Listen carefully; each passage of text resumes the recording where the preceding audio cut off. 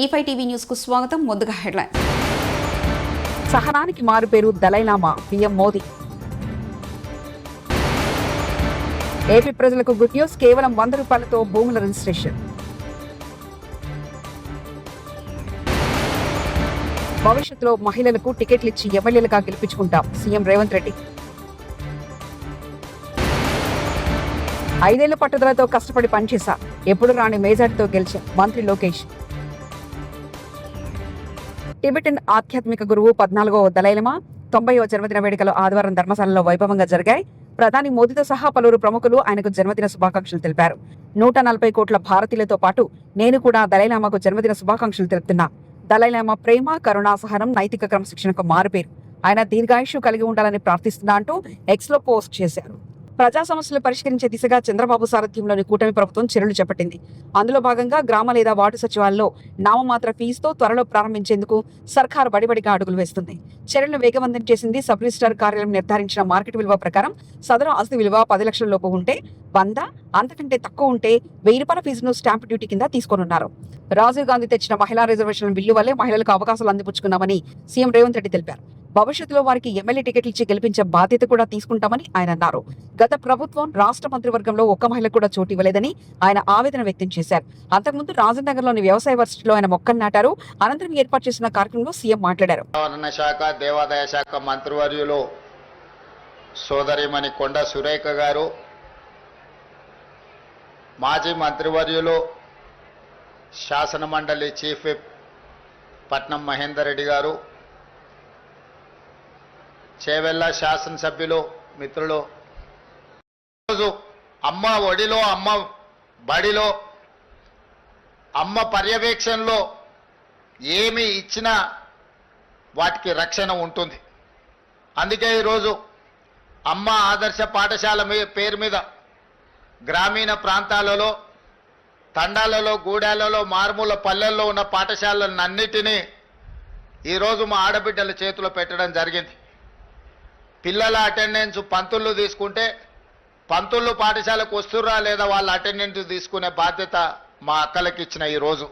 ఎందుకంటే పిల్లల చదువు పట్ల శ్రద్ధ చూపించేది కన్న తల్లి కంటే ఎవరు ఎక్కువగా ఉండరు కాబట్టి ఈరోజు పాఠశాలలు మా అక్కల చేతిలో పెట్టినాం. ఇదే కాదు, ఒకప్పుడు సోలార్ వ్యాపారం, సోలార్ పవర్ ప్లాంట్స్ పెట్టాలంటే అదానీలు రావాలి, అదానీల వ్యాపారం అనేది. కానీ ఈరోజు 1000 మెగావాట్ల సోలార్ పవర్ ప్లాంట్స్ ఈరోజు మా అక్కల చేతుల్లో పెట్టి స్వయం సహాయక సంఘాలకు బాధ్యత ఇచ్చి ఈరోజు 1000 మెగావాట్ల సోలార్ విద్యుత్ ఉత్పత్తి ఒప్పందాలు విద్యుత్ శాఖతోని మా ఆడబిడ్డల చేతిలో, మా అక్కల చేతిలో పెట్టినాం. అదే కాదు, ఈరోజు ఆర్టీసీ బస్సులో మా అక్కలు ఉచిత ప్రయాణం చేస్తున్నారు. గతంలో అమ్మగారి ఇంటికి వెళ్ళాలన్నా, అమ్మవారిని దర్శనం చేసుకోవాలన్నా మా అక్కలకైతే ఇంటి ఆయననో లేకపోతే కొడుకునో పైసలు అడగాల్సిన పరిస్థితి, కిరాయి పైసలు.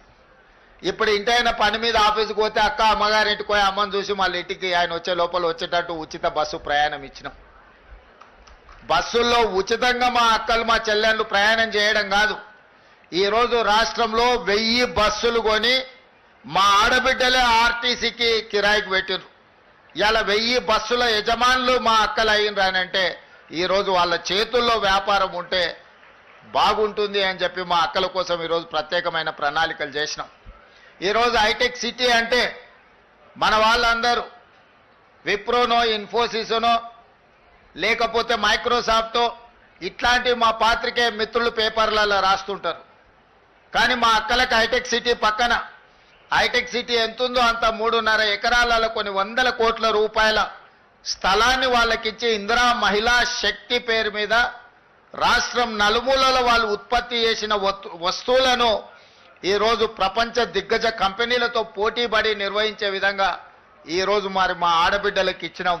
మా పాత్రికేయ మిత్రులు ఎందుకో మరి విప్రో, మైక్రోసాఫ్ట్ గురించి రాస్తున్నారు కానీ మా ఆడబిడ్డల ఇందిరా మహిళా శక్తి అక్కడ ఉన్న వాళ్ళ వ్యాపార సముదాయం గురించి అస్సలు రాయడం లేదు. గత ఎన్నికల్లో పోటీ చేసినప్పుడు ఓడిపోయానని, కానీ 5 ఏళ్లు పట్టుదలతో కష్టపడి పనిచేశానని మంత్రి లోకేష్ తెలిపారు. ఆ కష్టానికి ఫలితమే ఎప్పుడు రాని మేజర్తో గెలిచానంటూ ఆయన అన్నారు. విద్యాశాఖ మంత్రిగా బాధ్యతలు తీసుకునేటప్పుడు కష్టమైన శాఖ ఎందుకు తీసుకున్నానని తనను చాలా మంది అడిగారని లోకేష్ చెప్పారు. అంతకుముందు నెల్లూరులో వీఆర్ మోడల్ పాఠశాలను మంత్రి లోకేష్ ప్రారంభించి మాట్లాడారు.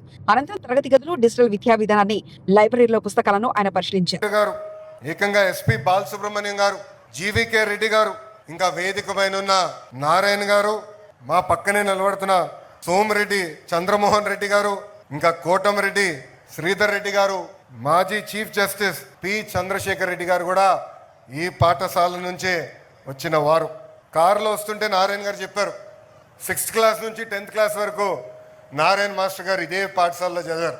ఏకంగా ఆయన చదువు పూర్తి చేసిన తర్వాత టీచర్గా ఆయన ప్రయాణం కూడా ప్రారంభించింది ఇదే విఆర్ హై స్కూల్ అని ఈ సభాముఖంగా మీకు తెలుపుతున్నాం. నేను పదే పదే ప్రజాప్రతినిధులందరినీ కోరుతున్నాం, ఇలాంటి సమావేశంలో రాజకీయాలు మనం మాట్లాడకూడదు. ఏకంగా రాజకీయాలు దూరం పెట్టాల్సిన అవసరం ఉంది.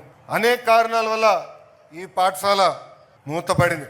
కానీ నారాయణ గారు డోర్ టు డోర్ తిరిగి ఆనాడు ప్రజలందరికీ హామీ ఇచ్చారు, మూతబడిన విఆర్ హై స్కూల్ని తిరిగి ప్రారంభిస్తా అని చెప్పారు. మన ప్రభుత్వం ఏర్పడిన మొదటి సంవత్సరంలోనే చేసి సాధించిన వ్యక్తి మంత్రి నారాయణ గారు. నా పక్కనున్న 2 పిల్లలు అడిగా, ఇంత అద్భుతమైన ప్లే గ్రౌండ్, అద్భుతమైన టీచర్లు, అద్భుతమైన కరికులం, స్మార్ట్ బోర్డ్స్ మా నెల్లూరు సిటీలోని ఎక్కడ లేదు, అందుకే మేము వచ్చి ఈరోజు ఈ విఆర్ హై స్కూల్లో చేరటం జరిగిందని వాళ్ళు చెప్తాం జరిగింది. ఈ స్కూల్ గురించి కూడా చెప్పాలి. నారాయణ గారు పర్సనల్గా తీసుకున్నారు. ఫైల్ ఎక్కడుందో వెంటాడారు. నాకు గుర్తున్నంత వరకు ఒకరోజు రాత్రి 10ంటికి ఫోన్ చేశారన్న. ఫోన్ చేసి ఫైల్ ఇప్పుడే నీ లాగిన్కి వచ్చింది, తొందరగా క్లియర్ చేయవా అన్నారు. చేస్తాను సార్ ఫోన్ పెట్టా. అంటే పొద్దున్న చేద్దాం అనుకున్నా. మళ్ళీ 30 నిమిషాల తర్వాత నారాయణ మాస్టర్ గారు ఫోన్ చేసి ఇంకా ఫైల్ క్లియర్ చేయలేదు, ఇప్పుడే క్లియర్ చేయండి అని నన్ను వెంటాడిన వ్యక్తి మంత్రి నారాయణ గారు. ఇది పిల్లలకి తల్లిదండ్రులు ఎందుకు చెప్తున్నాం అంటే, ఒక పట్టుదల క్రమశిక్షణతో ఏమైనా సాధించాలనుకుంటే అది సాధించే శక్తి మనలో ఉంటుంది. మనం 2014 నుంచి 19 వరకు చూసాం. నారాయణ మాస్టర్ గారు పట్టణాన్ని అద్భుతంగా అభివృద్ధి చేశారు. అనేక సంక్షేమ కార్యక్రమాలు కూడా ఆనాడు ముందలు తీసుకెళ్లారు. ఇచ్చిన ప్రతి హామీ నిలబెట్టుకో లక్ష్యంతో ఈరోజు ఆయన పనిచేస్తున్నారు. అందుకే ఎన్సిసి అంటే నాగార్జున కన్స్ట్రక్షన్ కంపెనీని తీసుకొచ్చి ఏకంగా వాళ్ళ సిఎస్ఆర్ ఫండ్స్ నుంచి దాదాపు 15 కోట్ల రూపాయలు ఈరోజు ఈ పాఠశాల అభివృద్ధి చేసేదానికి ఖర్చు పెడతాం కూడా జరిగింది. అంతేకాకుండా కమిట్మెంట్ చాలా అవసరం. ఏ పని చేసినా మంచి మనసుతో చేయాలి, ఒక పవిత్రమైన బాధ్యతగా తీసుకోవాలి. ఆ పవిత్రమైన బాధ్యత నారాయణ మాస్టర్ గారు తీసుకున్నారు. ఇది నేను ఎందుకు చెప్తున్నానంటే, ఆయన బిడ్డ శరణిని ఏకంగా ఇదే పాఠశాలకు పనిపెట్టి, కానీ ఇది ఒక మోడల్ స్కూల్. మీకు దేశభక్తి, దైవభక్తి ఉంటే సరిపోదు, భారత్ మాతాకు జై, జై జై శ్రీరామ్ అంటే సరిపోదు, సమాజ సేవండి అంటూ బీజేపీ ఎంపీ కొండా విశ్వేశ్వరరెడ్డి వ్యాఖ్యానించారు. ఉత్తగా భారత్ మాతాకి జై అంటే, ఉత్తగా జై శ్రీరామ్ అంటే మీరు విశ్వ హిందూ పరిషత్ ఉంది, సమాజ సేవ చేయండి. సమాజ సేవ చేస్తున్నట్టుంటే అక్కడ ఉండండి, గుండెల మనసుల రాముడు ఉండాలి, భారత్ మాత ఉండాలి. కానీ గుండెల మనసులా కదుండి నేను ఏం చేయను, నాకు ఓన్లీ నాకు బూత్ అధ్యక్షుడు కావాలి, మండల అధ్యక్షుడు కావాలి, జనరల్ సెక్రటరీ కావాలి, జిల్లా అధ్యక్షుడు కావాలంటే ఇది పొలిటికల్ పార్టీ కాదే కాదు. క్షణికావేశంలో కాంగ్రెస్ పార్టీలో చేరి తప్పు చేశాం, మెదక్ ప్రజలు మమ్మల్ని క్షమించండి. గత 19 నెలలుగా మెదక్లో మార్పు పేరు మీద దోపిడీ మొదలైంది. కాంగ్రెస్ పార్టీలో కార్యకర్తలకు కనీసం ఆత్మగౌరవం లేకపోవడం కాకుండా అక్కడి నాయకులు, కార్యకర్తల కుటుంబ సభ్యులను కూడా దూషిస్తున్నారు. తెలంగాణ కేసీఆర్ చేతిలో ఉండడమే క్షేమమని భావించి బీఆర్ఎస్ పార్టీకి తిరిగి వచ్చామంటూ కాంగ్రెస్ పార్టీ కౌన్సిలర్ వ్యాఖ్యానించారు. ఇబ్బందుల వల్ల పార్టీని వీడిపోయి తప్పుదోవపోయినామనే ఒక భావనకు రావడం జరిగింది. మార్పు పేరు మీద మరో దోపిడీ మెదక్లో ప్రారంభమైంది. గత 19 నెలలుగా మేము అనేక రకాలుగా, నేను కానీ నరేంద్రన్న కానీ, సరే పదవుల విషయం దేవుడెరుగు, కనీసం ఆత్మగౌరవం మర్యాద కూడా లేనటువంటి పరిస్థితిని చూసినటువంటి పరిస్థితులు ఉన్నాం. మేము అక్కడ గెలిచిన 2 నెలల నుండి గెలుపు కొరకు పనిచేసేటువంటి ఏ వ్యక్తిని కూడా ఆదరించకపోగా కనీస మర్యాద గౌరవాలు లేకున్నట్టు చూసినటువంటి పరిస్థితిని మేము అనేక రకాల ఇబ్బందులు ఎదుర్కోవడం జరిగింది. మరి ముమ్మాటికి మాకు అర్థమైన విషయం ఏంటంటే, ఈ తెలంగాణ రాష్ట్రంలో మరి అప్పుడే పుట్టిన చంటి బిడ్డ తల్లి దగ్గర ఉంటే ఎంత క్షేమంగా ఉంటుందో ముమ్మాటికి తెలంగాణ కూడా కేసీఆర్ గారి చేతుల్లో ఉంటే అంతే క్షేమంగా ఉంటుందని ఒక భావనతోని మరోసారి మేము చేసినటువంటి పొరపాటును యావత్ మెదక్ ప్రజానికి మమ్మల్ని క్షమించాలని మనస్ఫూర్తిగా వారికి కోరుకుంటూ మరి ఈ రోజు మమ్మల్ని అందరినీ కూడా ఆహ్వానించడానికి మరి సొంతింటికి తిరిగి వచ్చిన సందర్భంలో టీఆర్ఎస్ పార్టీ కుటుంబ సభ్యులందరూ కూడా పేరు పేరున మరి శిరస్సు వంచి వారికి నమస్కారాలు తెలియజేస్తూ భవిష్యత్తులో మరి ఇక్కడ ఉన్నటువంటి టీఆర్ఎస్ పార్టీ క్యాడర్తో అందరం కూడా మెదక్ను పూర్వవైభవం దిశగా మా వంతు కృషి చేస్తామని తెలియజేస్తూ అక్కడ అనేక రకాల అవమానాలే కాకుండా కుటుంబ సభ్యులను సైతం కూడా వారు మరి చెప్పుకోలేనటువంటి భాషలో చెప్పుకోలేనటువంటి పదాల్లో మేము అందరం కూడా ఎదుర్కోవడం జరిగింది. కాబట్టి మెదక్ ప్రజలందరూ కూడా గమనిస్తూ ఉన్నారు. ఏది కోల్పోయారో మరి ఏదైతే కరెక్ట్ అనేది కూడా మెదక్ ప్రజలకు కూడా ఇప్పటికీ అర్థమైంది. కాబట్టి మెదక్ ప్రజానికి అందరికీ కూడా మేము శిరస్సు వంచి నమస్కారాలు తెలియజేస్తూ మరి ఆనాడు మా వెంట ఉన్నటువంటి మెదక్ ప్రజానికానికి కూడా భవిష్యత్తులో కూడా మాతో పాటు వారి ఆశీర్వాదాలు ఉంటాయని చెప్పేసి ముమ్మాటికి మాతో పాటు కలిసి నడుస్తారని చెప్పి ఆశిస్తూ మరి కాంగ్రెస్ పార్టీని వీడి ఈరోజు టీఆర్ఎస్ పార్టీలో చేరుతున్న సందర్భంలో హరీష్ అన్న నాయకత్వంలో, పద్మక్క నాయకత్వంలో, మరి కేసీఆర్ గారి నాయకత్వంలో శ్రీశైలం ప్రాజెక్టుకు వరద మరింత పెరుగుతుంది. జూరాల సింగిస్ల ప్రాజెక్టు నుంచి 1,98,550 క్యూసెక్ల వరద నీరు శ్రీశైలం జలాశయంలోకి చేరుతుంది. శ్రీశైలం నుంచి అవుట్లో 59,239 క్యూసెక్లుగా ఉంది. ఎడమగట్టు విద్యుత్ కేంద్రం 35,315, కుడిగట్టు విద్యుత్ కేంద్రం నుంచి 23,924 క్యూసెక్లు విద్యుత్ ఉత్పత్తి ద్వారా నాగార్జున సాగర్ కు విడుదల చేస్తున్నారు. శ్రీశైలం ప్రాజెక్టు పూర్తి స్థాయి నీటి మట్టం 885 అడుగులు కాగా ప్రస్తుత నీటి మట్టం 880.40 అడుగుగా ఉంది.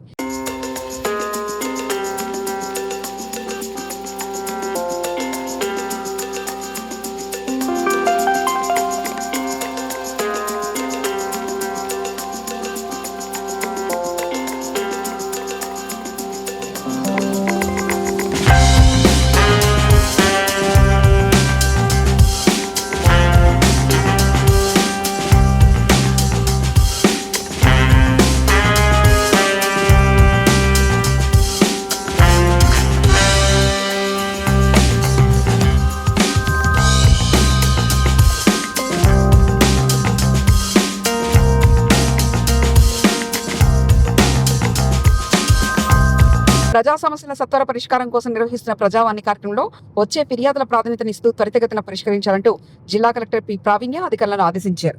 జిల్లా కలెక్టర్ కార్యాలయ సముదాయ సమావేశ మందిరంలో సోమవారం నిర్వహించిన ప్రజావాణి కార్యక్రమానికి 46 ఫిర్యాదులు అందాయి. జిల్లాలోని వివిధ ప్రాంతాల నుంచి వచ్చిన ఫిర్యాదుదారులు తమ సమస్యలను కలెక్టరేట్ తో పాటు అదనపు కలెక్టర్ చంద్రశేఖర్, మాధురి, డిఆర్ఓ పద్మజారాణిలకు విన్నవిస్తూ ఆర్జీలు సమర్పించారు.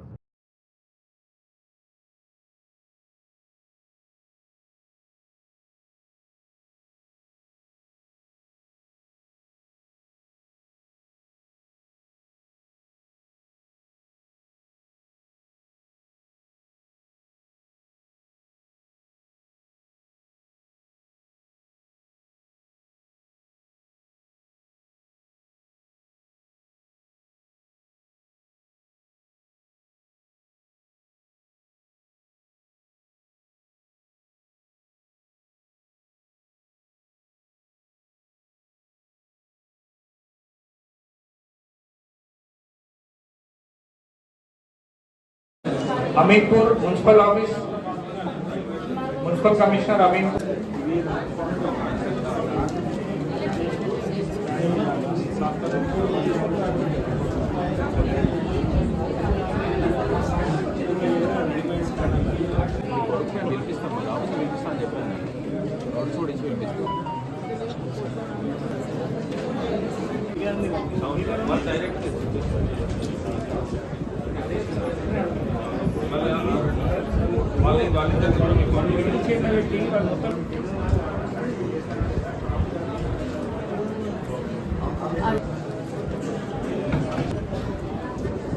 ఈపీఆర్ సంగారెడ్డి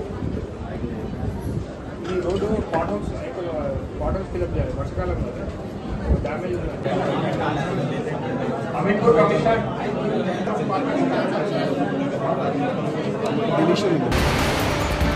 సహనానికి మారు పేరు దలైలామా పీఎం మోదీ.